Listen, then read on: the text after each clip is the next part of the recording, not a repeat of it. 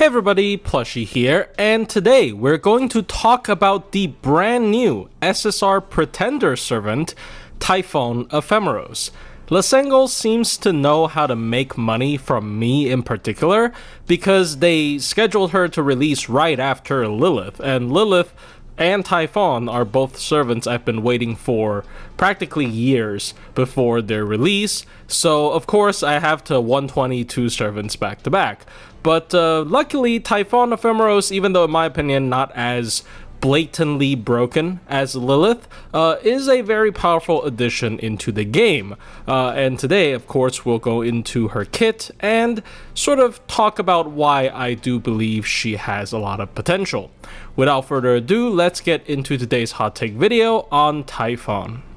Taking a look at her base stats, she has extremely high attack stat. In fact, the 5th highest attack stat in the entire game. Now granted, this is a 5-way tie with other servants such as Durga, Bazette, and King Protea and whatnot, but this doesn't take away from the fact that this is higher than even most berserkers in the game, ironically higher than Lilith, so this is much preferred considering she is basically a pure DPS.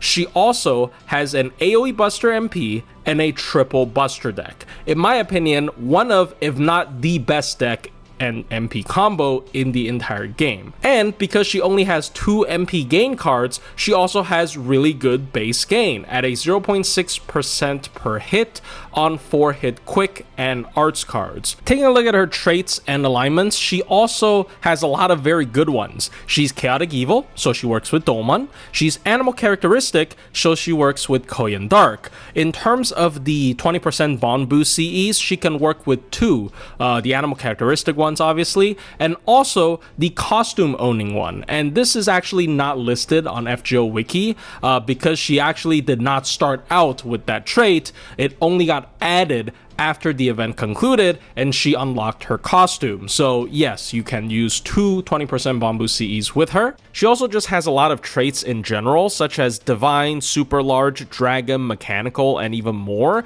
And these can have potentially less relevant synergies with other units, or can even be future-proof. So for example, if we get like a Mechanical Servant buffer in the future, then Typhon can work with them as well. Taking a look at her first skill, it is a 2x 3-turn invul, as well as a 3-turn 20% attack up and buster up on a 6-turn cooldown. So this is a pretty tame skill, especially in today's standards. Like 2x 3-turn invul / evade is very common. They just kind of throw this onto a character's skills nowadays. Basically, it is there so that you can use this skill as a damage steroid without feeling like you've wasted the hard survival. It's obviously great for blocking MPs and blocking damage in general. The 20% attack up and buster up is a great mix of steroids, but the 20% number isn't anything flattering.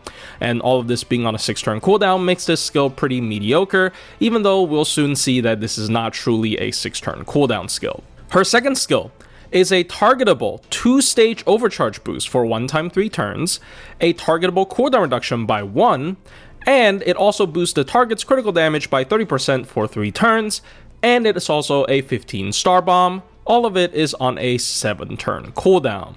So this is why I said the first skill isn't actually a 6-turn cooldown. Usually you are using this on yourself, and it will make the first skill a 5-turn cooldown, which makes it look a lot better. The overcharge would help with her MP damage, as we'll see very soon. The star bomb and the crit damage combo is also really nice, and since Typhon is a pretender, she already has decent star weight, so not having a star absorb up is pretty fine as well. You can of course also use this on a support when you're using Typhon as your main DPS, and this can obviously get their powerful supportive skills back 1 turn earlier, and also the overcharge +2 very often helps your support have a more powerful MP to buff Typhon with. You do have to give up on the 3-turn 30% crit up, so it is a choice, but usually you are getting a lot more than just 30% crit up back if you were to use this on the right supports. In terms of farming, this can also help certain units. A lot of units do appreciate cooldown reductions or overcharge boost, or both, the most prevalent example obviously being Tonalico. This is, I believe, the only singular skill that can allow Tonalico to have her skill 3 up by turn 2 because it reduces cooldown by 1, and then 2 more with the overcharge boost because, you know, the cooldown reduces by an additional 1 per overcharge whenever you use her MP. And finally, her third skill is the quote-unquote Taikobo battery. She charges herself with 30% MP battery and an additional 20 to the entire party, including herself again. So for herself, this is a 50% MP battery. This also comes with a 20% attack up for 3 turns for the entire party, essentially a charisma skill. And finally, as a demerit, it curses the entire party with a 500 damage curse for 3 turns. All of this is on a 6-turn cooldown. The Taikobo battery thing is still really good for multi-core farming, but it has gotten a little bit more common nowadays. But we've also had multiple versions that are superior to this, such as Space Arash, BB Dubai, and Kiara after her buff. All have 20% MP battery for the party on top of their self 50 MP battery. So they are 70% MP chargers instead of just 50. Of course, we also have Lohi, who's the pinnacle of this, having a whopping 80% MP battery for herself on top of the, allies' 20% charge. So not saying that this is a bad skill or anything, but this has definitely become more and more of a common occurrence on multi-core farmers. This skill also comes, however, with a charisma, so it's very good. If you just care about farming, you can only use a singular lore on this one skill, and you'd probably be fine not maxing the other 2. A reminder that this skill, even though it says it has a 6-turn cooldown, in most cases actually has a 5-turn cooldown because of her skill 2.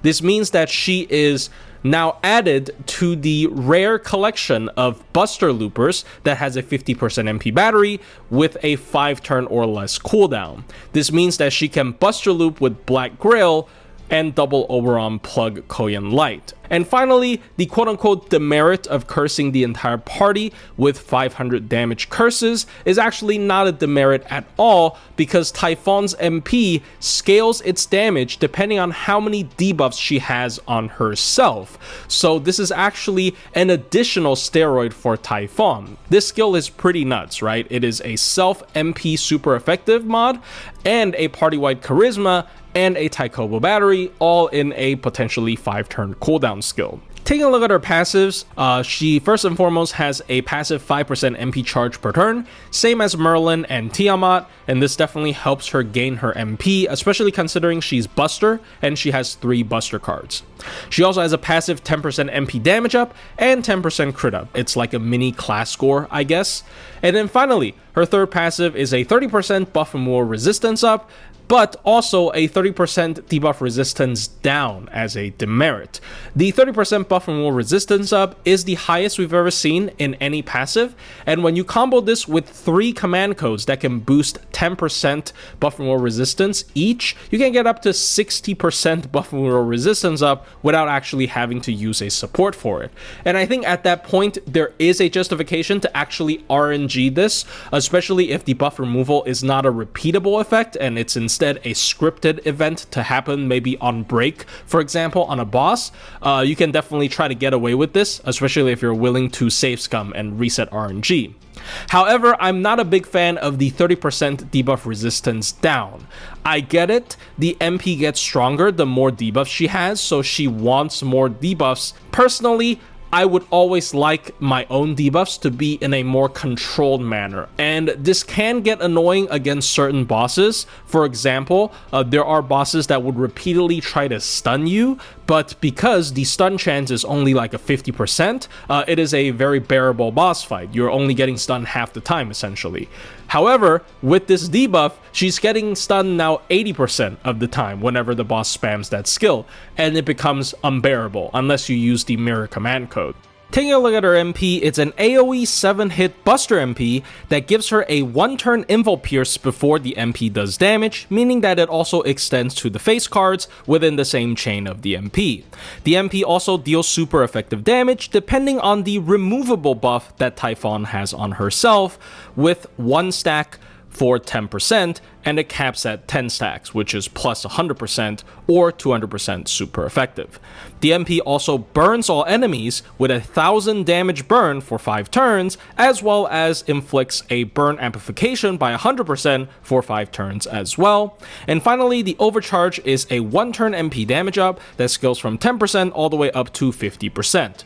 So the MP is decently strong. The Invul Pierce, again, really good utility. The main gimmick of the MP is that it has super effective, but it scales with how many debuffs Typhon has on herself instead of whatever the enemy has on them. The positive of this is, of course, it scales with a status that is applied to Typhon herself instead of as a debuff on the enemy, for example. So this does carry across multiple waves. The negative of this is it's extremely restrictive.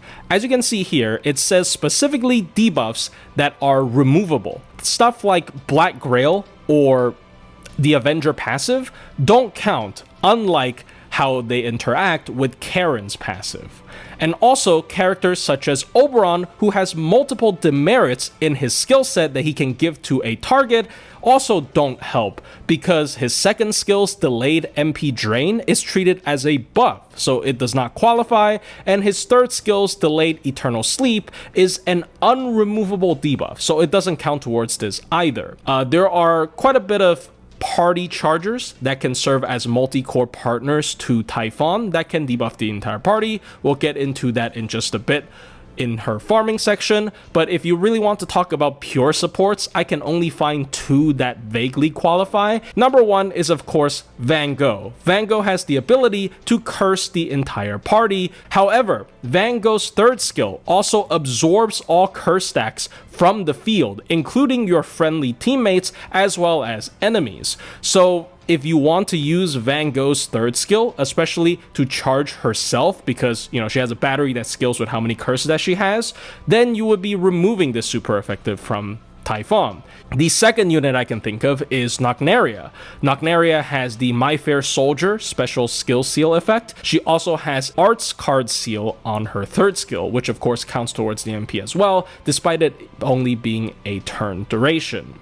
However, the problem with Nocnaria is that Nocnaria will skill seal your Typhon and delay that skill rotation by 3 turns, and that is absolutely not great in terms of using Typhon as a main DPS. So in general, I would say don't really try to pair her with specific units just because they can debuff you, and just treat her as a standard Buster DPS. The one bonus way of getting debuffs on yourself that is absolutely worth using is equipping her with the Van Gogh Paintbrush command code. This is a command code that will give the user a stack of curse as a demerit whenever you attack with the engraved card. Especially if you're able to reset your deck multiple times within 3 turns, you can get this to actually ramp up her MP super effective, or you can even try to farm using BBCL card lock strats to achieve a similar result.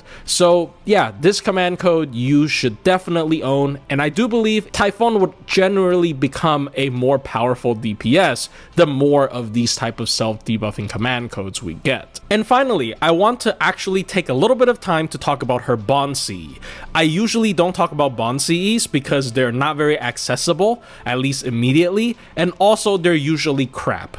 But her Bond CE is actually insane. So the Bond CE reads 30% MP damage up, and whenever Typhon attacks, give herself 1 stack of curse for 3 turns, as well as 10% crit up for 3 turns. So yes, this is where the repeatable self-debuff is put. It's in her Bond CE instead of in her skill set or in her MP. Now obviously I understand if they implement this as one of her skill effects, I think she would be way too broken, but still, it's really sad to see that what she absolutely needs is now stuck in her Bond CE. I actually do prefer this over Black Grail sometimes, which is kind of crazy to say. Before we actually take a look at her farming performance, I want to take a brief look at her raw MP damage. That is to say, her AoE MP damage without the help of any external buffers or CEs. We obviously have a very convenient spreadsheet for that, and I like to use it as a reference for, later topics when we actually dive into her farming performance. So as you can see here, her AoE damage is some of the highest out of all AoE units. And remember, this list does not consider class advantage. Also, it only considers a single target, even for AoEs. So some of the servants that she's losing to, like Mash and Alco, needs an extra turn to set up their offensive MP, and characters like Khazra and Abigail has single target debuffs that doesn't really reflect AoE damage completely. So in my opinion, the best comparison to Typhon is going to be Arjuna Alter, because both of them can continue to dish out decent amounts of damage even after the first MP. Typhon does lose a little bit of damage because her first MP is going to have her second skill's overcharge effect, while the other ones might not, but in general, she's not losing as much as someone like Summer Kama. Again, this list doesn't consider class advantage, and I do feel like in many cases we should consider class advantage for berserkers, pretenders, and alter egos. And when we take that into consideration, Typhon has some of the highest AoE damage in the game, actually the third highest, and only losing to Arjuna Alter by a tiny bit and Mash. So yeah, I'm not saying this list is supposed to completely reflect how good she is at farming, but at the very least, we already know she does really good damage on her own. After taking a look at her raw MP damage, we can finally start with looking at her single core looping damage. Typhon has two forms of single core Buster looping. Number one is just the standard Buster looping comp that requires 50 MP starting charge CE, and she can obviously do it because she has a 50% MP battery. The assumption for this calculation is Typhon and every other unit is going to be MP1. She's only using the Dragon's Meridian as their CE, which only has the 50% starting charge effect without any other damage boosts. Since her damage is so high, I'm just going to immediately compare her to two of the best AoE Buster loopers that need 50 starting charge CEs in the entire game. Arjuna Alter, who represents the class advantage unit, and Kukulkan, who represents the neutral damage unit. And taking a look at their damage, Typhon's neutral looping damage doesn't look as impressive as these two units. However, as I've said earlier, I do believe it is more fair to assume Typhon is hitting 1.5 times class advantage most of the time because she is a pretender and most classes she covers are going to be knight classes. And when we inject that into the mix, suddenly her damage is looking very good.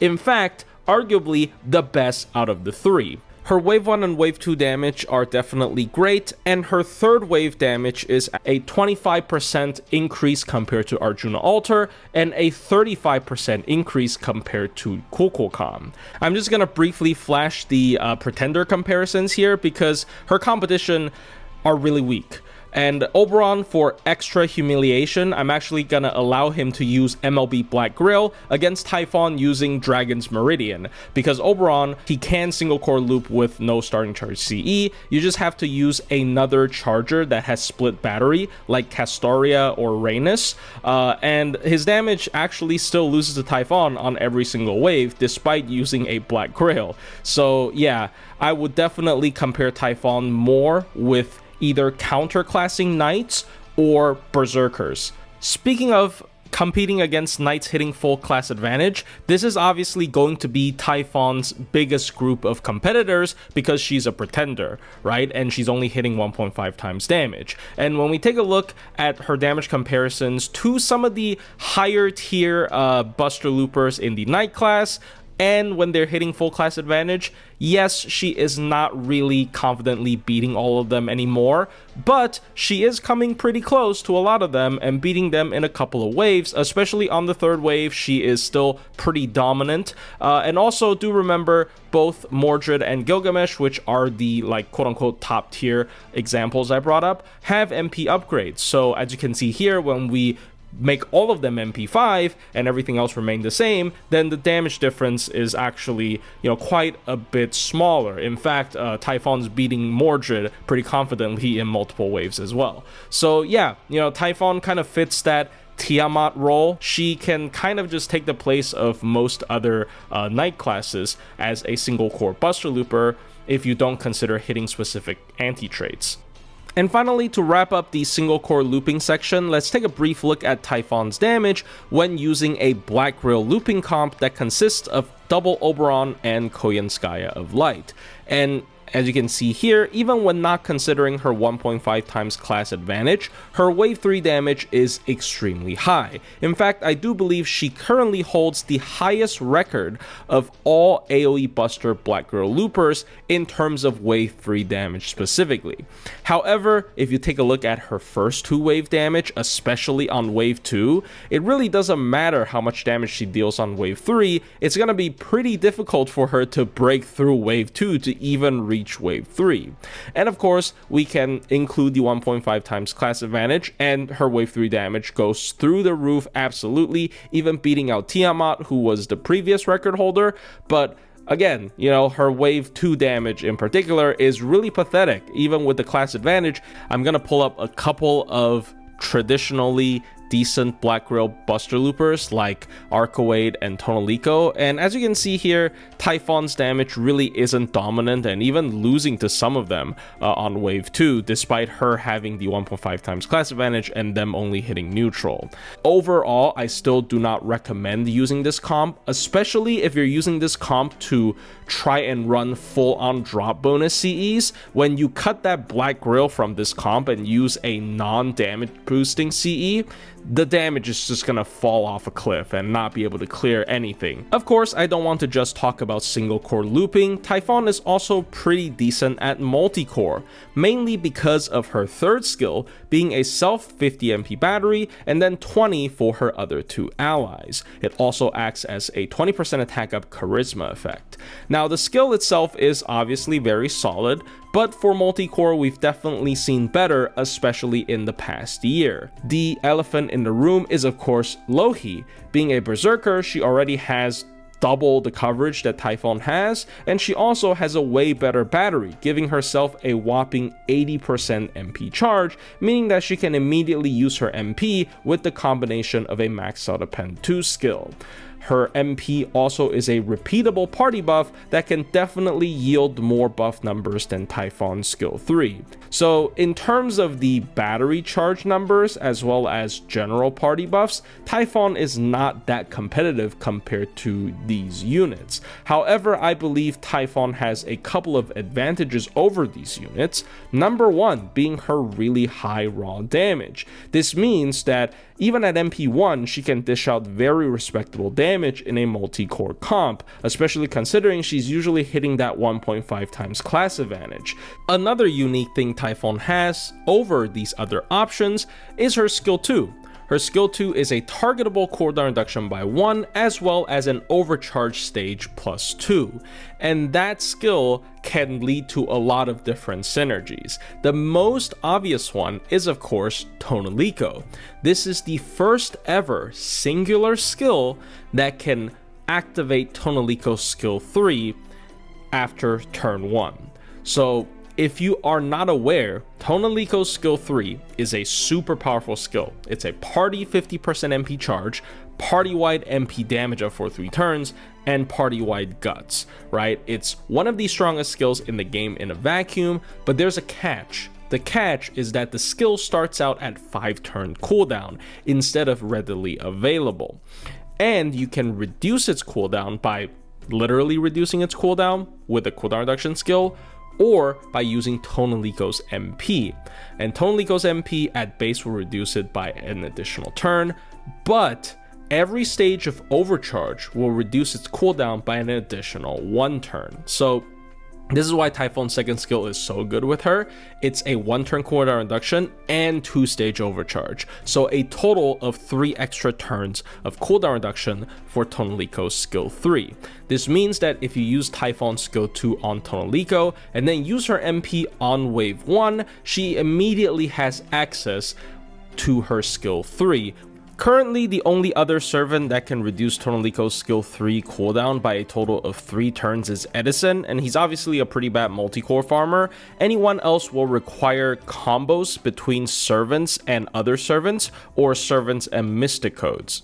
With the Tonalico Typhon combo, it significantly frees up the other options that you can use on your team. This might actually beat the previous combo I love to promote so much, which is Koyan Dark plus Tonalico. The only problem with that, of course, is, Tonalico is a caster, so if you want to counterclass assassins, then Typhon is going to be forced to do half damage. And if you don't want Typhon to do half damage, which you absolutely do not, then Tonalico will be forced to hit neutral damage. This skill is, of course, not just for Tonalico. Even when we just take a look at the overcharge boost and cooldown reduction effects separately, they're both still really solid effects. Overcharge can often affect a character's MP damage, either in general, like Typhon's own MP, or anti-trait, like Lilith's anti-charm. Overcharge in certain cases can also help other multi-core farmers buff the entire party better, such as Lohi, her MP's party-wide MP damage up does scale with overcharge, or someone like Koyanskaya of Light, whose MP can charge the entire party's MP that also scales with overcharge. So overcharge plus 2 is a very useful effect. Cooldown reduction is not always going to be useful. Usually you have to stack it with other cooldown reductions in order to have enough of them to have an effect. Personally, I like to either pair her with herself. A second Typhon can further reduce a skill's cooldown by 1, so you can put 2 of them on the same skill to have a total of 2 turns of cooldown reduction, or just pairing Typhon with Koyan Light. Koyan Light traditionally is not a very good multi-core farmer because both her battery and buff are single targets, but because Typhon has relatively short cooldowns, you can actually put the cooldown reduction on herself and then Koyan Light as well to double cast her skills with just one Koyan Light, and that can definitely help with multi-core farming because Typhon's third skill is also a party-wide 20 charge and attack up, so if you get to double cast it, it's also really good for the allies of Typhon and not just herself. And finally, I want to bring up a couple of multi-core farmers that has the ability to debuff their own allies. Again, Typhon's MP has a super effective that scales with how many removable debuffs she has on herself, so these allies can potentially bolster Typhon's MP damage. First example is of course Nocnaria. I bring her up a lot in this video. She has the skill seal for her other 2 allies, as well as the big attack up, and even 30% charge for her other 2 allies. She can even give you another turn of burst damage with her third skill, which is like an AOE defense down, as well as a party-wide art seal, which contributes another debuff to your Typhon. Her problem is of course the skill seal makes things very awkward. If you want to use it immediately on turn 1 for the charge and the attack up, then you would have to use all of your other character skills as well, otherwise they're just gonna be unavailable. And also Nocnaria herself is a very bad DPS, so usually she's actually just there as a party charger instead of someone who also participates in the farming. And then we have a couple of AoEs that actually does participate in the farming, such as Space Arash. She has party 20 MP charge as well, and she has like good attack ups and MP damage ups for the entire party. She also poisons the entire party, so that does synergize with Typhon. You also have Tez, who has party 30% MP charge, which synergizes very well with party 20 MP charge to make 50 MP charge. And he has a special buff block against invul on his second skill. Do note that Typhon herself has an invul, so remember to use her skills first before using Tez's, so it doesn't get blocked and eat up the debuff, and then Typhon obviously wouldn't get the special damage bonus anymore. You also have a free option in 9 Tattooed Dragon Elizabeth. She can give all Mount Liang servants a debuff, and her first skill gives everyone Mount Liang traits, but Elizabeth's problem is that she doesn't have any self-charge beyond the party 20%, MP charge, so it's very difficult to get her MP and have her actually, you know, do damage. Tez and Space Arash both don't really match up in terms of class advantage with Typhon, so usually they would have to be forced to do neutral damage as well. So there are definitely some problems with these units, and I think ironically the best partner for Typhon that also debuffs the entire party is a second Typhon. They obviously match in terms of the class because they're the exact same servant, and also the cooldown reduction stacking is nice. You can use both of their cooldown reductions on the same unit, so it's a total of -2 cooldown reduction, which can potentially be useful, especially if you also throw in like a Koyan Light or an Atlas Mystic Code, for example. So overall, I do not recommend forcing demerit allies with Typhon. She definitely functions well enough with just normally good multi-core farmers, and these can just be treated as a bonus if they happen to fit into the node. BBCL card locking comps is also pretty good for Typhon in terms of farming, because Typhon's easiest access to self-debuff is actually the Van Gogh Paintbrush command code, and if you card lock her, obviously she would have access to that self-cursed command code every single turn. So by turn 3 she would have gotten 3 extra stacks of curse, which will significantly bolster her MP damage. In terms of challenge quest performance, Typhon is a pretty straightforward DPS, so a lot of stuff that I want to go through I actually already talked about when talking about her skill set, so I'm just gonna try to keep this short. She is really good at both single target and AoE damage because she has a triple Buster deck with very high attack stat on top of her AoE MP. One of her core strengths, in my opinion, are her very short cooldowns. When you use her second skill on herself, her cooldowns are 5, 6, 5, and having both her skill 1 and skill 3 being on 5-turn cooldowns is pretty nuts. Arguably, most importantly, her battery is on a 5-turn cooldown, which is really strong because it's not just a self 50 MP battery, it also charges the party with 20% MP battery, which synergizes very well with other supports. She can help get Merlin, Constantine, and even Koyan Light's MP up. Typhon also can sacrifice a little bit of her cooldown and then use it on another support. I actually find myself very often using her second skill on Merlin instead of herself, because Merlin kind of has a lot of stuff that she has. Merlin also has party charge, Merlin also has invul, and Merlin also has like attack ups and buster ups and crit ups, but he just has more of them because he is a pure support. Typhon also actually has decent MP spam despite only having 1 arts and 1 quick card, mainly because she has a really short cooldown 50 MP battery if she wants to, and she also has decent gains on her arts and quick cards. And finally, she even has a passive that charges 5% MP per turn, and that definitely builds up over time and gives her a means of getting MP even when she's not getting any of her cards. Now, I personally do not recommend forcing any self-party debuffs and combo with her, especially in challenge quests. Like in farming, it could be mildly viable because a lot of them are also DPSs, but pure support wise, you only have Van Gogh and Nocnaria that can realistically do this, and Van Gogh is a good support in general. You can use her with Van Gogh, but Van Gogh is not going to be actually giving her more MP damage by cursing the party, because Van Gogh would be stealing your curses with her skill 3. Ironically, the best synergy between Van Gogh and Typhon might be the fact that Typhon can provide Van Gogh with 3 extra curse stacks so she can get her MP back even easier, but that definitely does not increase Typhon's MP damage. Again, it reduces it instead. And Nocnaria, I already mentioned her multiple times. Her skill seal is really bad, and I think it's even worse in challenge quests than in farming. Personally, I would just use the Van Gogh command code to try to boost my MP damage and not pair specific supports with her. So realistically, you're never going to have more than 3 to 4 stacks of self-inflicted debuffs, and your super effective is just going to be at like 30 to 40%. But we already saw how good her damage is with just 1 stack of curse, so I don't really see this as a problem. The MP is mainly there to punish specific bosses that like to spam their debuffs, and also to counteract offensive debuffs, so that you don't necessarily need a cleanse in order to, still do good damage if the enemy gives you like a bunch of attack downs or buster downs or whatever. This MP super effective being based around removable debuffs also adds a little bit of, awkwardness into her gameplay, I would say. The biggest one being her anti-synergy with Castoria. This really sucks because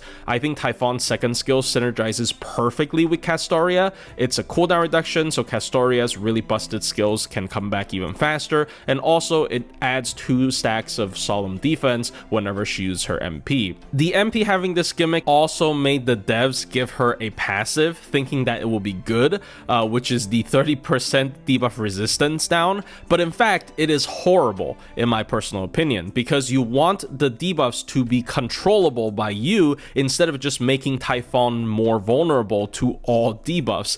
As I mentioned earlier when talking about her skill set, there are bosses that like to spam very annoying debuffs, but it is balanced out by the fact that it has a low chance to land, so in reality they're only landing it like every 2 attempts. But with Typhon's permanently unremovable passive, she now gets hit by that debuff almost every time, which is really bad. And finally, a question I get quite a bit is, should I cleanse offensive debuffs on Typhon? Would that actually yield less damage than if I didn't cleanse it? Well, unfortunately, I can't give you a definitive answer on that. You have to actually do calculations to find out. It heavily depends on the size of these offensive debuffs, as well as the types of buffs you have on Typhon at the moment.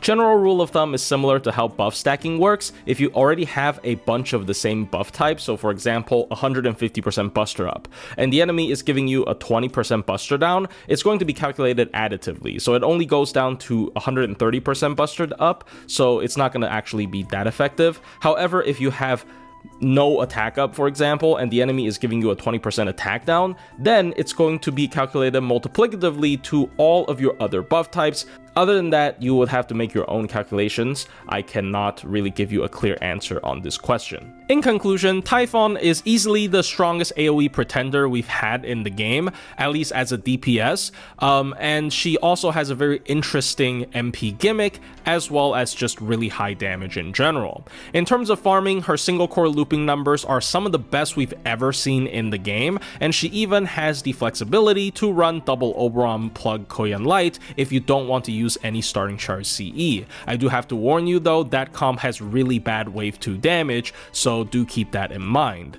In terms of multi-core farming, her third skill is really solid, but if you want to compete with other 20 chargers for the party, you have to go through Lohi, which is definitely not an easy task. Typhon would have to leverage her high damage if she wants any advantage compared to Lohi, as well as specific synergies while using her skill 2. Her skill 2 has perfect synergy with Tonalico, for example, so they are a really good duo for multi-core, and overall just units that appreciate overcharge and cooldown reductions can potentially work better with Typhon than with Lohi. In terms of challenge quest performance, Typhon is again really good both in single target and AoE damage because she has 3 Buster cards as well as really high attack stats. She also just has really short cooldowns if you use her cooldown reduction on herself, and her skills have the capacity to support other supports, and it will feed back into helping Typhon. Despite how interesting Typhon's MP gimmick is, I do not recommend trying too hard to force party-wide debuffing enemies to pair with Typhon,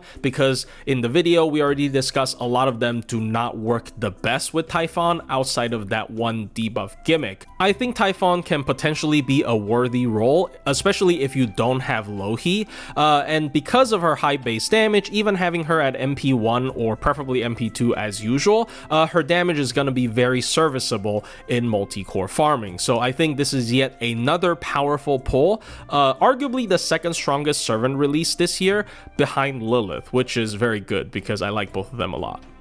Anyways, hope you guys enjoyed the video. I apologize, I always procrastinate and it has just gotten worse recently. I've never had an editor or anything, so I have to do everything myself, and I am not the most capable person to say the least. So I will try my best, especially when we're heading into anniversary and summer, but thank you guys so much for your support despite my bad track record for my upload schedules, and I'll see you guys in the next one.